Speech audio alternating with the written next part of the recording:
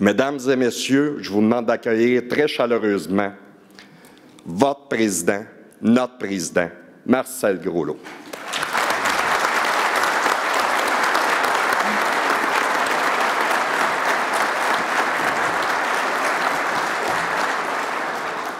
Alors, sur ces bons mots, je vous invite à aller dîner. Ça peut se gâcher.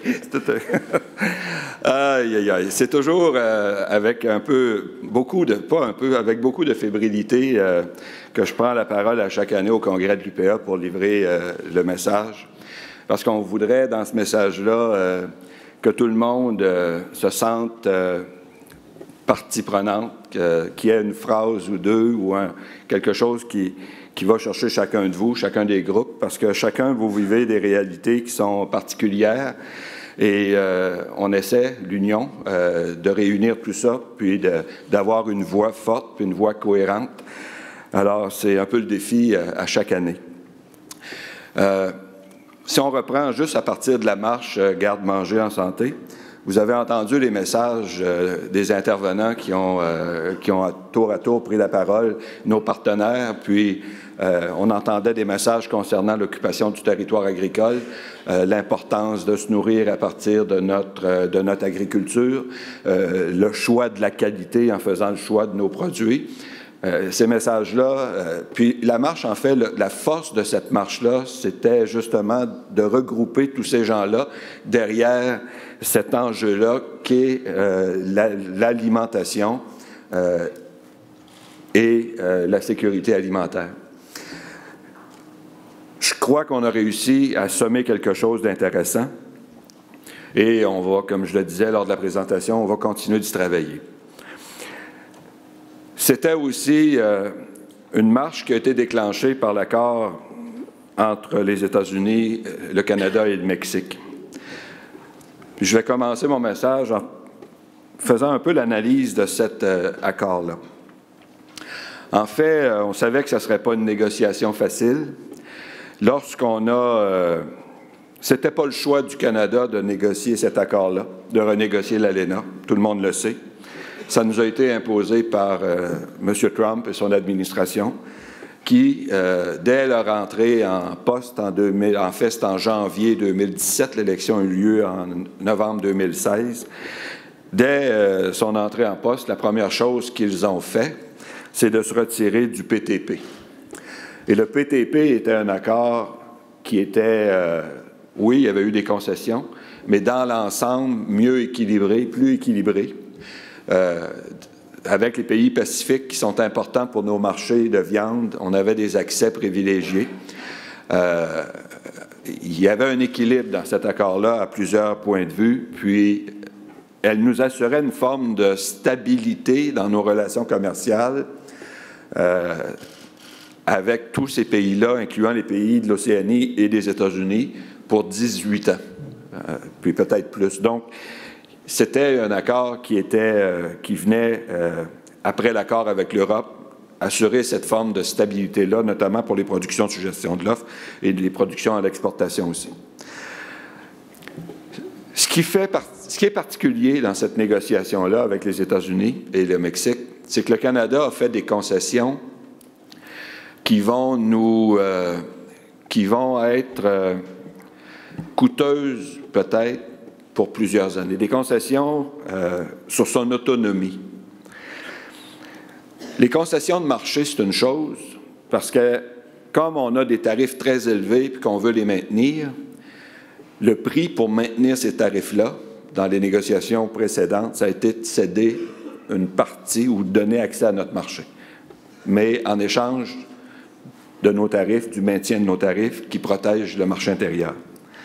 Dans l'accord avec les États-Unis, on a fait ça, mais en plus, on a abdiqué sur des politiques internes qui étaient tout à fait conformes aux règles de l'ALENA, aux règles de l'OMC, aux règles du commerce international.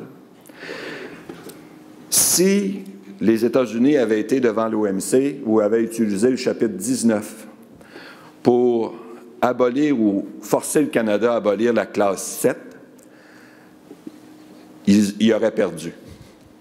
Parce que la classe 7 dans le lait était une classe négociée entre deux parties, les transformateurs et les producteurs, sans intervention financière ou réglementaire du gouvernement.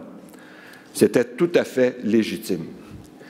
Ce qui est un précédent dans cette négociation-là, c'est que le gouvernement accepte qu'une action en deux parties qui les lient, respectueuse des règles internationales du commerce et de l'ALENA, le Canada a accepté, a abdiqué, puis a accepté d'abolir cette classe-là.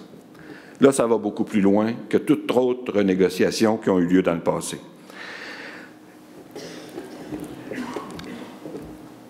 Le Canada a aussi accepté, dans cette négociation-là, de soumettre aux Américains toute entente qu'ils pourraient convenir avec la Chine dans le futur. Quand on parle de pays dans l'accord, il y a un terme pour ça, dont les économies ne sont pas ouvertes. C'est notamment la Chine. La Chine qui va sans doute devenir la première économie mondiale avant longtemps. Le Canada s'est attaché les mains sur toute entente qui pourrait survenir ou être convenue avec ce pays-là. Le Canada a aussi consenti que dans la notion ou le concept de transparence, qui est l'essence même des ententes commerciales, parce qu'on veut des ententes commerciales, parce qu'on veut que les échanges soient transparents pour être équitables entre les parties qui contractent cette entente-là. Mais dans le concept de transparence, le Canada est allé beaucoup plus loin que ce qu'il a consenti ou ce qu'il a accepté dans les ententes précédentes. Donc, c'est là où le bas blesse dans cet accord-là. Et encore une fois, est-ce que l'entente était, dans les circonstances, la meilleure possible? Parce que tout le monde s'entend que c'est une moins bonne entente ou une moins bonne entente que l'ALENA. Est-ce que c'était la meilleure entente possible? Bon, on n'aura jamais une réponse claire là-dessus. Mais sur les compromis ou les concessions que le Canada a fait, ce sont des précédents qui vont, pour longtemps, handicaper nos relations commerciales avec les États-Unis. Les pertes aussi, pour le lait, puis je l'ai mentionné, c'est quand même, j'ai les chiffres de M. Bourbeau, Alain Bourbeau, les pertes cumulées en dollars d'aujourd'hui des trois accords, Europe, PTP et le dernier ALENA, les pertes cumulées, c'est 8 milliards de dollars de revenus à la ferme, là. Si vous ajoutez la transformation, vous doublez facilement ces valeurs-là. Donc, sur la période de 15-16 ans sur laquelle ces accords-là vont s'appliquer, ça fait quand même pour chacune de nos régions, pour la transformation, pour l'économie du Québec, des pertes importantes. Espérons qu'on pourra les récupérer par les volumes qu'on pourra exporter, ce qui reste toujours plus difficile.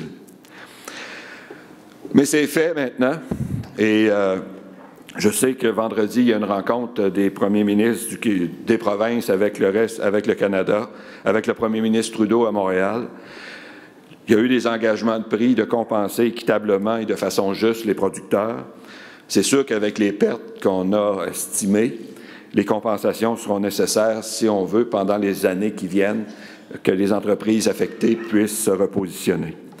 Alors ça, c'est un engagement qui a été pris. Et l'autre élément, c'est sur la transparence, selon les conséquences que ça aura sur la mise en marché et les pertes potentielles que ça peut entraîner. Là aussi, le gouvernement devra être responsable et assurer que ces pertes-là seront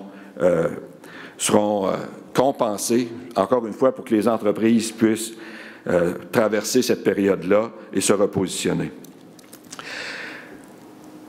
Sur les normes, la marche aussi visait aussi à soulever le voile sur la réciprocité des normes. Ça, on en entend souvent parler, mais c'est rare qu'on va citer, qu'on va expliquer ou qu'on va être suffisamment explicite. Je vais y aller sur 3 volets, l'environnement, la salubrité puis les normes sociales. C'est ce qu'on a soulevé avec quelques exemples. Au niveau de l'environnement, les normes phosphore qu'on a ici au Québec sont les plus sévères au monde. Il n'y a pas de normes équivalentes sur la planète et il n'y a pas de règlement équivalent sur la planète de limiter les superficies en phosphore pour assurer qu'on ne dépasse pas la norme phosphore dans les bassins dits dégradés. Cette norme-là est très contraignante pour le développement des entreprises, puis elle a eu un impact pervers, c'est que la seule façon de prendre de l'expansion, même dans les régions où il y aura encore possibilité de développer, c'est d'acheter des terres. C'est la seule façon de prendre de l'expansion dans plus de 600 municipalités au Québec. C'est sûr que ça a eu une incidence sur le prix des terres. C'est la seule façon aussi de disposer de ces fumiers. C'est pour avoir une assurance de pouvoir disposer de ces fumiers, c'est aussi d'acheter des terres. C'est sûr que ça a eu une incidence sur le prix des terres. Ça a eu une incidence sur plusieurs... Je vais vous donner une production dont on ne parle pas souvent, sur l'aquaculture. Les normes qu'on impose aux aquaculteurs sont très sévères. C'est des normes inégalées, encore une fois, qui ont fait qu'en 2000, 50% de la truite de table était produite à partir du Québec. Aujourd'hui, c'est 2%. Même si on a développé des techniques pour épurer l'eau, pour assurer que l'eau qui est rejetée ne dépasse pas les normes, dans les bassins dits dégradés, c'est encore impossible pour les producteurs de prendre de l'expansion, même si les technologies existent. Ça, c'est une norme qui est très contraignante et qui nous désavantage par rapport à la compétition. On ne mange pas moins de truite qu'en 2000, là. On en mange probablement plus, mais elle vient de l'extérieur, elle vient de d'autres pays où on a des réglementations différentes. Sur les pesticides, la gestion des pesticides, oui, c'est important. C'est essentiel. On le sait que ça peut avoir même des effets sur la santé des gens qui les utilisent. Donc, il y a des précautions à prendre. Il y a une meilleure gestion à faire des pesticides. Il y a un meilleur usage à faire des pesticides. Tout le monde est là. Mais là, on s'en va dans une série d'homologations ou de révision des homologations des pesticides. L'ARLA est sous haute pression. Il y a fort à parier que plusieurs des molécules qu'on utilise actuellement qui vont être bannies d'ici 2, 3, 4, 5 ans, alors que ces produits-là vont continuer d'être utilisés aux États-Unis et ailleurs dans le monde. La conséquence, c'est que nous, ici, il y a peut-être des productions qu'on va cesser parce qu'on ne sera pas en mesure de contrôler les ravageurs, mais on va continuer d'importer ces fruits, ces légumes-là de l'étranger, comme si de rien n'était. Alors qu'on pourrait trouver des façons de mieux utiliser, mais pas nécessairement de bannir. Aux États-Unis, lorsqu'on fait l'analyse ou qu'on fait l'analyse pour homologuer ou maintenir l'homologation d'un produit, on évalue si économiquement on peut se priver du produit et quelles sont les mesures qu'on doit prendre pour mieux protéger l'environnement, les consommateurs et les utilisateurs. C'est des règles qui sont différentes des autres pays qui vont nous désavantager. Au niveau de la viande, au niveau de l'ovin aux États-Unis, on permet des stimulateurs de croissance non homologués ici. Il n'y a rien qui empêche la viande de circuler et il n'y a rien qui permet aux consommateurs d'identifier, si vous allez à l'épicerie ou à la boucherie, souvent la viande n'est pas identifiée, la provenance n'est pas identifiée. Dans le veau, c'est la même chose. Le veau européen qui va rentrer ici, on permet des antibiotiques interdits chez nous. Cette viande-là est quand même importée chez nous. On fait des tests, puis on le sait qu'il ne s'en fait pas beaucoup pour vérifier s'il y a présence ou pas, mais cette viande-là circule librement. Si nous, on veut exporter en Europe de la viande, on doit respecter les règles européennes à la lettre. 2 poids, 2 mesures. Au niveau de l'abattage, on l'a vécu depuis la vache folle en 2003. Ici, les abattoirs doivent retirer les matières à risque. C'est la liste longue. Une vache est abattue aux États-Unis. C'est la liste courte qui s'applique. La viande revient au Canada sans aucune restriction. Pourquoi on a perdu nos abattoirs? En grande partie à cause de ça. Donc, toutes ces réglementations-là font peser, sont lourdes à soutenir pour les agriculteurs. Au niveau des conditions de travail, ça a été mentionné, au Chili, au Brésil, dans ces pays-là, au Mexique, c'est même inférieur à ça, c'est entre 1 et 3 $ de l'heure, les taux horaires, dans les serres, dans les champs. Ces produits-là arrivent sur nos marchés, puis quand la tomate du Mexique est sur l'étagère, dans le GA ou ailleurs, bien, marquée à un prix 1,79 $, tomate du Québec, 2,25 $, 2,30 $, je donne un chiffre au hasard, là. Mais ce n'est pas marqué que le taux horaire dans ce pays-là est à 1 et quelques, puis que voilà, les conditions de production ne sont pas inscrites. Le consommateur choisit entre deux prix, et là, c'est sûr que ça nous désavantage. Donc, c'est des règles qui, aujourd'hui, on a traversé, puis on est rendu aujourd'hui où on est rendu, puis on occupe le marché qu'on occupe malgré ces différences-là. Mais ces différences-là, si elles augmentent à cause des exigences de la société québécoise envers l'agriculture et la transformation, mais ces règles-là vont être de plus en plus difficiles à soutenir. Et je prends un transformateur, n'importe lequel, qui achète des tonnes de viande ou des tonnes de légumes pour fabriquer des produits alimentaires, mais c'est sûr que quand il choisit où il s'approvisionne, puis qu'il y a 10, 15 cents la livre de différence, bien c'est sûr qu'il va choisir le produit importé plutôt que le produit domestique. C'est sûr. Parce qu'en plus, ce n'est pas étiqueté. Et c'est ça que les consommateurs sont venus nous dire aussi. On veut savoir ce qu'on mange, on veut savoir ce qu'on nous sert, on veut savoir comment c'est produit. Et c'est là qu'il y a un lien à faire entre nous, les producteurs, et les consommateurs du Québec. Alors, à ce titre-là, je pense que nos consommateurs sont nos meilleurs alliés, mais il faut absolument qu'il y ait une prise de conscience de nos gouvernements sur ces écarts-là qui se creusent entre les normes québécoises, canadiennes et les normes étrangères et la compétition jusqu'à un certain point déloyale et illégitime qu'on ne pourra pas toujours soutenir.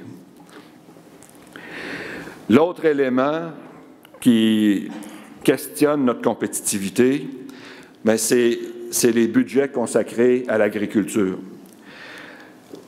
On a un nouveau gouvernement, M. Lamontagne va venir nous rencontrer, mais une des questions qui pourrait lui être soulevée, en 2009-2010, le budget du MAPAC, c'était 1,1 milliard. En 2017-2018, c'est 877 millions.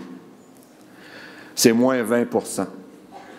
Alors, c'est sûr que ce que j'ai énoncé plus tôt, si on additionne à ça un certain désengagement de l'État, bien, ça pèse plus lourd encore sur notre compétitivité. Ça affecte encore plus notre compétitivité. Si je prends le budget d'Agriculture Canada, en 2003-2004, il était à 5,4 milliards. En 2016-2017, il est à 2,7 milliards, avec des productions qui ont augmenté, avec des risques qui augmentent aussi. Alors, c'est sûr que ces éléments-là, peut-être qu'on a été capable de traverser les périodes ou les dernières périodes sans trop de conséquences, mais c'est sûr qu'à terme, on ne pourra pas continuer à soutenir la compétition du Farm Bill, du PAC, de la PAC, avec un État qui se désengage par rapport aux risques qu'encourt le secteur agricole et les producteurs et les productrices agricoles. On a, dans les dernières années, travaillé de plus en plus collectivement pour faire face à ces situations-là. Puis là, c'est là où je veux vous emmener sur quelques exemples, parce que souvent, on remet en question l'union, on travaille ensemble, 94 ans, c'est-tu encore opportun, c'est-tu encore la bonne façon? On a des exemples, encore une fois, qui sont vraiment... En fait, l'agriculture, ça n'a jamais été autant risqué qu'aujourd'hui. Quand vous regardez l'ouverture des marchés, je vais prendre le porc, par exemple. À chaque fois que M. Trump parle du marché avec la Chine, le prix du porc bouge. Pas s'il y a un lien à faire, mais hier, bon, là, il y a eu une entente, ça a l'air de se calmer entre la Chine et les États-Unis, le prix monte un peu. Dans quelques jours, il va dire, finalement, il va tweeter d'autres choses, puis ça va être un peu plus inquiétant. Pouf, ça va redescendre un peu. Mais les producteurs, eux autres, là, ça ne bouge pas, là. Le prix des grains, le prix des céréales, le prix de la main-d'œuvre ne suit pas les commentaires de M. Trump, là. Eux autres font face à ce risque-là.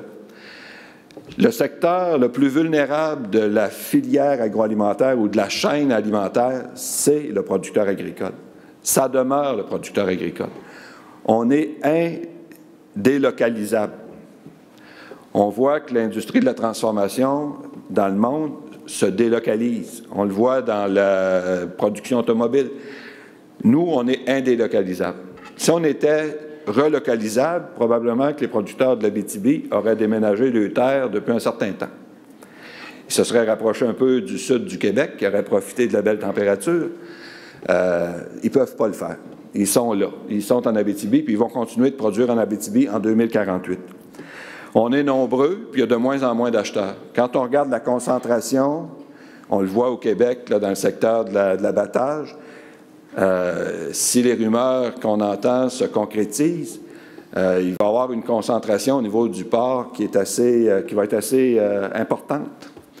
Certains jugeraient même plus qu'importante. Les producteurs, eux, ne peuvent pas bouger. La seule façon de faire face à ça, c'est de se regrouper. Puis, devant la guerre commerciale que se livrent les États-Unis et la Chine, bien, les producteurs de porc l'ont eu dur. M. Duval l'a mentionné dans le petit vidéo, ils l'ont eu dur. Pour tenter de redresser la situation, pas juste de cette situation-là, mais qui démontre, cette situation-là est venue démontrer encore plus clairement le décrochage entre le prix de la matière première et le prix du marché, au détail ou à la découpe. Là, c'est devenu de plus en plus évident. Il y a eu un décrochage sans précédent entre les deux prix. Et j'ai assisté la semaine passée à l'audience qui se tenait sur la question. Les producteurs ont été patients, ils ont tenté une négociation qui n'a pas porté fruit. Là, maintenant, c'est des audiences. Et c'est une audience qui est déterminante pour l'avenir du secteur. Et j'ai trouvé ça extrêmement rafraîchissant d'entendre à la fin de la journée où j'étais là, l'audience n'était pas terminée, mais la présidente du banc mentionnait qu'elle avait compris que l'enjeu de cette audience-là était l'avenir de la production des producteurs indépendants dans le secteur de la production porcine et peut-être même l'avenir de l'ASRA dans ce secteur-là. Alors, les producteurs de porc actuellement sont en train de jouer, pas jouer, on ne joue pas à ça, mais de défendre la possibilité pour eux d'exercer leur profession sans être forcés ou soumis à des conditions de marché qu'ils ne pourraient pas négocier. Parce que c'est ça, en fait. C'est être soumis à des conditions qu'on ne peut pas négocier. Il faut préserver le pouvoir de négociation. C'est ça qui est important. Et c'est ce que les producteurs sont en train de défendre et de tenter de préserver. Les producteurs de bleuets sont un peu dans la même situation. M. Gobeil est ici, là. Il y a 2 acheteurs dans le bleuet qui contrôlent 100% de la transformation au Lac-Saint-Jean et une grande partie de la production. On fait quoi pour établir le prix du bleuet dans ces conditions-là?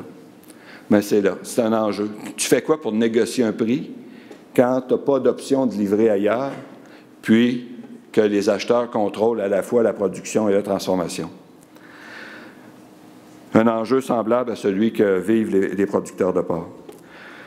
Concernant la guerre commerciale, le bois d'œuvre qui est encore soumis à des tarifs américains qui n'ont pas été élevés suite à la négociation. C'est un autre enjeu pour eux.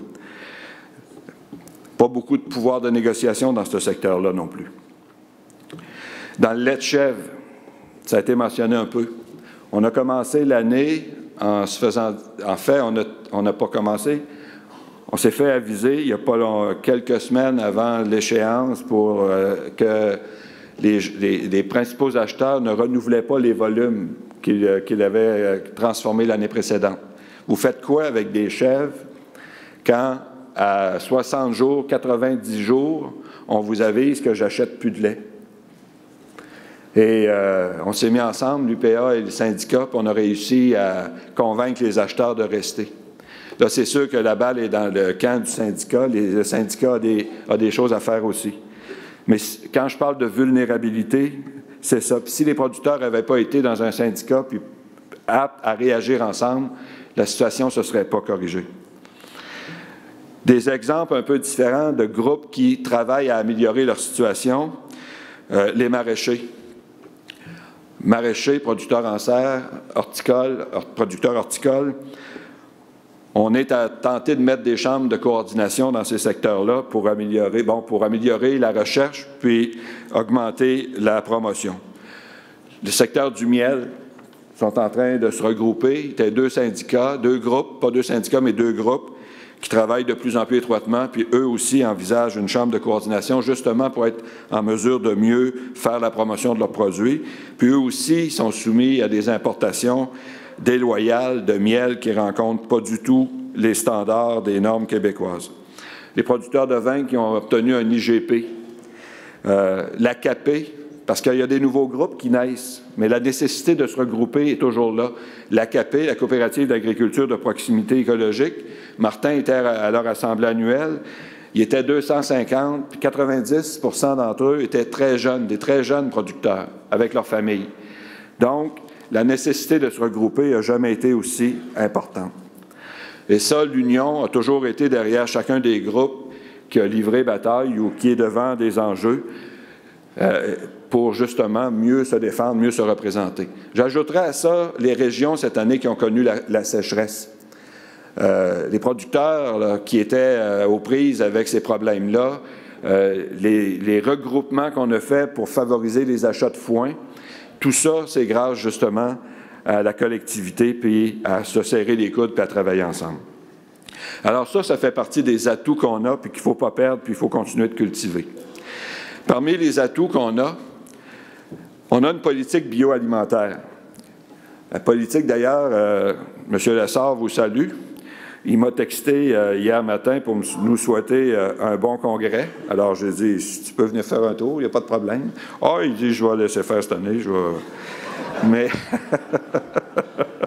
Mais sans faute, j'ai dit, je transmets le message. Mais quand même, la politique bioalimentaire, elle a été faite avec, suite à une consultation quand même assez exhaustive, des cibles ambitieuses.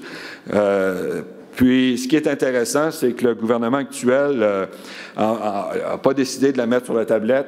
On va continuer de l'améliorer. C'est les mots que j'ai entendus de M. Lamontagne. Donc, on ne repart pas la machine à zéro. On poursuit le travail. Ce qui est intéressant aussi, c'est qu'on a quand même une situation budgétaire qui est mieux que celle qu'on a connue. J'imagine que lorsque tu arrives au ministère de l'Agriculture, puis que hier, ils ont fait l'énoncé économique, puis qu'on s'aperçoit qu'il y a un surplus budgétaire de 4 milliards, c'est quand même intéressant, puis tu dois avoir le goût, comme ministre, de dire, bon, ça, il y a une petite partie que je vais aller chercher, moi, certain, là. Hein? C'est pas vrai que je n'irai pas chercher ma part, hein? Alors, en tout cas, moi, j'imagine, là, tu sais, je suis pas... c'est important, les régions, l'agriculture, il faut avoir notre part. Il faut que j'aille ma part, moi, là, dans ce 4 milliards-là. Alors, c'est sûr qu'on va l'aider, mais ça fait partie quand même des situations qui sont mieux ou plus intéressantes que celles qu'on a connues. On a un nouveau gouvernement aussi. Moi, je trouve ça intéressant. Pour la première fois depuis 1976, un nouveau parti politique qui forme un nouveau gouvernement. Moi, j'ai été à la sermentation. Ça a été vraiment très intense comme événement. Les gens étaient très émus. Puis, vraiment, je pense que, je veux dire, eux, ils partent pas avec... ils ne sont pas responsables de ci, ils ne sont pas responsables de ça. Ils partent avec une feuille blanche, je veux dire, on fait quoi? Et c'est un peu les propos que j'ai entendus hier soir lorsque M. Lamontagne est venu au cocktail de la relève. Alors, ça aussi, c'est une première que le ministre se déplace pour rencontrer la relève à son cocktail. Alors, c'est encourageant. Mais quand même une situation intéressante si les astres semblent s'aligner. Voilà ce que je veux dire. M. Legault a parlé d'audace dans son discours inaugural. Et là, je reprendrai un peu, ça serait quoi pour nous de l'audace? Si le gouvernement voulait démontrer de l'audace pour le secteur agroalimentaire agricole, ça serait quoi? J'ai mis 5 points. Puis je vais reprendre des points qu'on avait mis durant la campagne. Le premier point, qui est peut-être le plus simple, mais en même temps qui peut être le plus compliqué, je dirais, c'est travailler étroitement avec les organisations de producteurs. Pas uniquement en consultation, mais aller un peu plus loin que ça.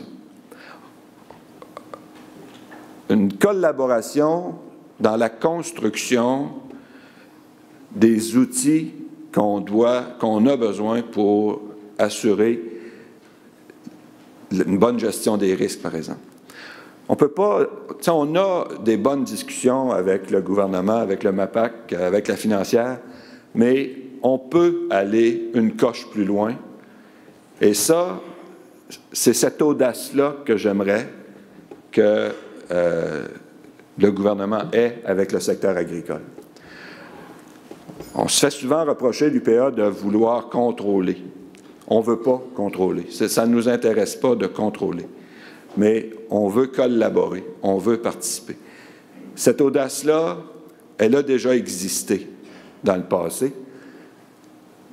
Moi, je souhaiterais qu'elle revienne. Donc, premier point, avoir l'audace de recréer un lien étroit entre le MAPAC, le gouvernement et les organisations de producteurs agricoles. Le deuxième, l'audace d'un vrai plan vert agricole. Actuellement, c'est la COP 24 en Pologne. Il y a eu la marche sur le climat. C'est l'urgence climatique. Les pressions environnementales ne diminueront pas. Puis on est tous sur la même planète. On le sait qu'on a à faire face à des enjeux sans précédent au niveau climatique et environnemental. Passons de la réglementation à un réel plan vert en agriculture. Un plan vert, c'est de la recherche. La recherche pour la réduction des gaz à effet de serre en agriculture, en production animale, on peut faire mieux. La recherche au niveau de la captation des gaz à effet de serre par le milieu agricole, je suis sûr qu'on peut faire plus. Il y a des façons de faire ça. L'agriculture peut être une des solutions à la réduction qu'on doit faire des gaz à effet de serre. Un plan vert pour de la recherche en vue d'un meilleur usage des pesticides, pour davantage pousser plus loin le développement de la production biologique. Un plan vert où on rétribuerait les biens et services écologiques rendus par les producteurs agricoles. Ça serait important aussi. Et un plan vert où la réglementation évolue et où elle est raisonnée. Le REA, après 18 ans, n'a plus sa raison d'être. On peut continuer à développer nos entreprises, augmenter nos superficies en culture et être respectueux de l'environnement. Il y a des façons de le faire. Donc, une réglementation qui évolue et qui est raisonnée. Le troisième, ça serait de l'audace dans la gestion des risques.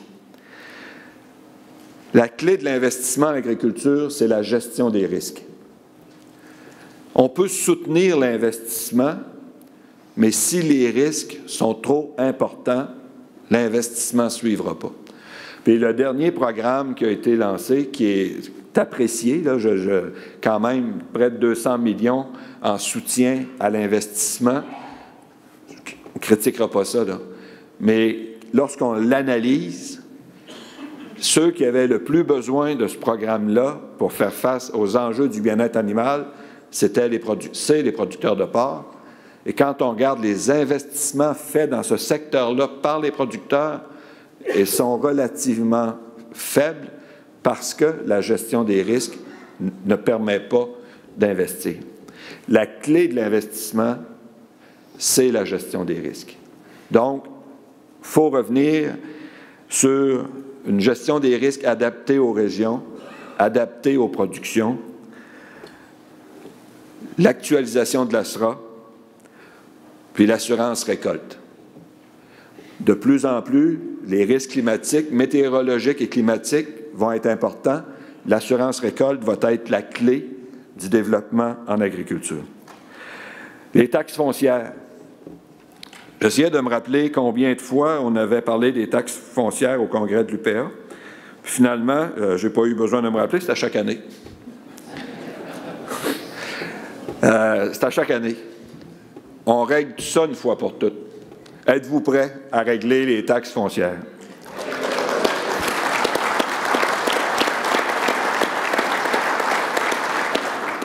Cette année, si rien n'est fait, on estime que ça va coûter 34 millions de plus aux producteurs agricoles et nécessairement aussi à l'État, mais le 34 millions, c'est uniquement pour les producteurs agricoles. Ce matin, dans la presse plus, on nous parlait de Laval, qui a adopté son budget. Malgré qu'ils ont mis un taux distinct, les producteurs agricoles vont avoir une augmentation de près de 8 %, alors que, sur des valeurs importantes, alors que les citoyens, la plupart des gens, c'est autour de 1,8 %. Richard, je ne me trompe pas, dans ce coin-là, dans ces eaux-là. Ça ne peut plus continuer comme ça, là. Puis les taux ou les rôles d'évaluation qu'on voit tomber, là, c'est des 50 % d'augmentation, 25-30 % d'augmentation du prix des terres dans plusieurs régions. Là, c'est clair. L'année passée, M. Lessard avait eu envie de redéposer un projet. C'était ni plus ni moins qu'une réforme paradis 2.0. Puis on a dit « wow, non ». Et c'est resté sur la glace. L'audace, c'est de limiter la valeur taxable des terres. Il faut limiter la valeur taxable des terres. Le taux distinct ne permet pas de faire le travail uniquement. Ça prend limite des valeurs taxables des terres agricoles. Ça prend le déplafonnement des coûts dans ce programme-là, naturellement. Et ça prend un taux distinct là où il y a un transfert fiscal, mais pas un taux distinct où on limite là. Parce qu'actuellement, le taux distinct est limité à un certain niveau. Au-delà de ça, on ne peut pas l'appliquer. Donc, les clés pour résoudre cet enjeu-là existent. Les municipalités vont avoir à faire un bout, mais il faut le régler une fois pour toutes. Continuer le soutien à l'investissement, c'est sûr, parce que dans les enjeux où les investissements ou les amortissements des investissements sont non transférables, ça prend un soutien à l'investissement. Puis, de l'audace pour la relève agricole. La relève agricole, l'accès aux actifs, les actifs ont augmenté beaucoup plus vite que l'inflation. C'est 300 à 400 % la valeur des actifs par rapport à l'inflation. C'est sûr qu'aujourd'hui, acheter une terre, démarrer en agriculture, c'est de plus en plus difficile par rapport à la valeur aux actifs. Ça prend du capital patient, ça prend d'autres outils. Artère existe, mais ça prend d'autres outils. Il va falloir être innovant, mais surtout, il ne faudra pas abandonner l'idée que la meilleure façon de développer l'agriculture et d'occuper notre territoire, c'est d'avoir des producteurs agricoles propriétaires de leur entreprise, propriétaires de la terre qu'ils cultivent. Alors moi, c'est ça. Le ministre va venir nous rencontrer. On a un peu lancé, c'est un peu pas un défi, mais on a mis la barre à un certain niveau lors de l'élection. Puis, moi, j'ai senti, depuis qu'on a rencontré M. Lamontagne, que vraiment, il y avait le goût de changer des choses. Puis, on va... moi, je suis prêt à travailler avec lui, avec son gouvernement, justement pour que ces choses-là changent pour le mieux et pour faciliter la vie de tout le monde. Alors, ça serait ça les messages qu'on enverrait à notre gouvernement pendant le Congrès, les demandes qu'on lui soumettrait. Je sais que demain, vous allez avoir plein de questions à lui poser, mais je veux, moi, qu'on relève le défi de 2048. en fait. Parce que c'est aujourd'hui, ça paraît loin, 2048, là, mais c'est aujourd'hui 2048. Quand GM décide de fermer des usines, 5 usines, il ne prend pas ces décisions-là pour 2022, là. Il se positionne pour 2035, 2040, 2048. Ces gros investissements-là se font avec des années et des années de perspective. Nous, si on veut se positionner comme secteur agricole, pour 2048, c'est maintenant. Il y a tellement de choses qui vont changer et qui vont changer vite. Quand on regarde, je faisais un peu, il y a 30 ans, j'essaie de me souvenir comment c'était il y a 30 ans. Bon, premièrement, j'étais plus jeune. Mais en fait, cellulaire n'existait pas, hein, quand même. Les réseaux sociaux n'existaient pas. Les trolls sur les réseaux sociaux, ça n'existait pas. Il y avait plusieurs bonnes choses qui n'existaient pas en 2048. On ne parlait pas beaucoup de changement climatique. Hein? On était plus inquiet de la couche d'ozone. On ne parlait pas d'auto autonome. Aujourd'hui, voyez-vous, à Phoenix, là, il y a des taxis qui vont commencer à circuler sans conducteur. Ça fait déjà, c'est plus qu'un projet pilote, c'est une réalité, là. Donc, c'est vraiment impressionnant ce qui s'en vient ou comment ça a changé depuis 30 ans. Et juste pour vous dire à quel point l'intelligence artificielle, c'est fort, j'ai fait un test. Alors là, je vais vous présenter une photo de moi il y a 30 ans. Voilà. Hein? Quand même. Là, vous avez la réplique d'aujourd'hui. Pas trop changé, hein? Puis là, moi, je suis allé sur Internet, je suis allé chercher un logiciel d'intelligence artificielle. Puis là, j'ai donné pas juste, j'ai dit, bon, il me posait la question, consommation d'alcool, nourriture, habitudes de vie, êtes-vous stressé? Tu sais, tout le kit là, pour faire le portrait de ma situation. Puis là, à partir de là, ils sortent ce que tu vas avoir l'air en 2048. Et c'est surprenant. C'est surprenant, et voilà le résultat.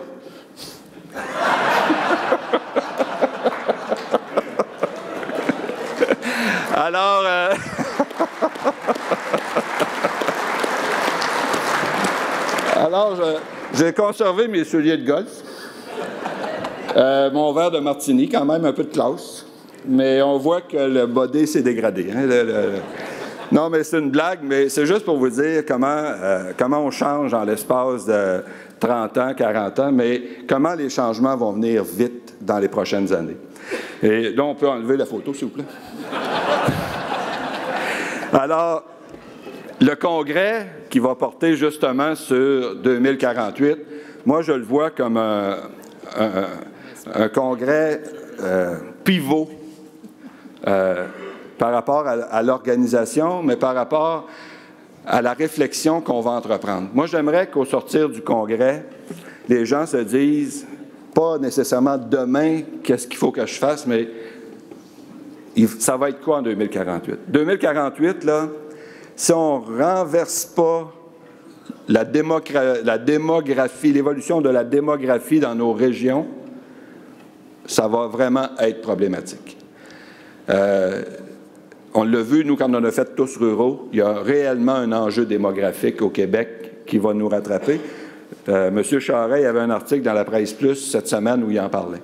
Il y a des gros enjeux devant nous et c'est maintenant qu'il faut commencer à y penser et avoir l'audace de mettre en place des solutions pour y faire face. Alors, sur ce, ça a été un peu long, j'ai passé à travers plusieurs choses.